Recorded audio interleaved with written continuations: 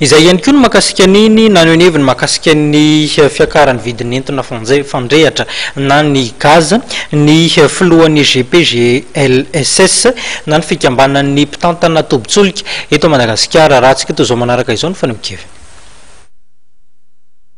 Niakatra izy aty izy ny vidiny gaz ankehitriny. Ny gazy 10 kilao dia 4.3 ariary, ny 12.5 kilao dia 4.7 ariary, ary ny 4 kilao kosa dia 4.3 ariary. Ho an'ny filohan'ny GPGLSS dia tsy dia mety loatra ny antsoina hoe situation de monopole. Ny eo aloha dia mampametra-panontaniana ary mampiteny ny mono.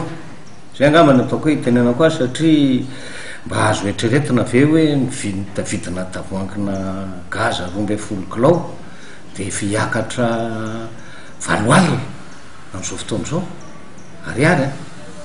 Inona moa zavatra misy zany hoe tena lafo dia lafo dia hiverina amin'ny saribao indray zany tsika rehetrarehetra satria tsy ho takatra intsony io ka na ny ataoko karaha hoe tsaratsara fivelomana tsy mahatakatra manomboka tena tsy mahatakatra an'izany intsony fa raha mandany fotsiny izy gaz anankiroa anatin'ny ao amin'ny tranony fotsiny dia efa ohatrin'izay enina sy ray hetsy zany laniny hividianana gaz fotsiny ao anatin'ny ray volana.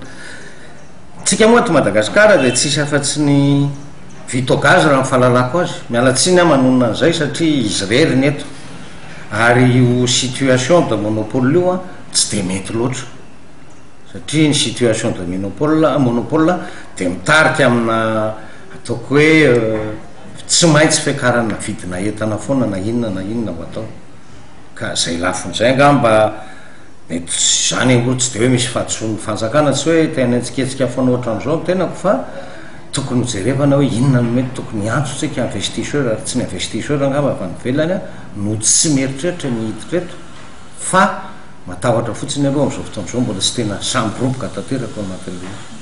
Maro amin'ireo tokantrano zatra mampiasa gaz no misafidy ny mampiasa indray arina fandrehatra na ny saribao ankehitriny.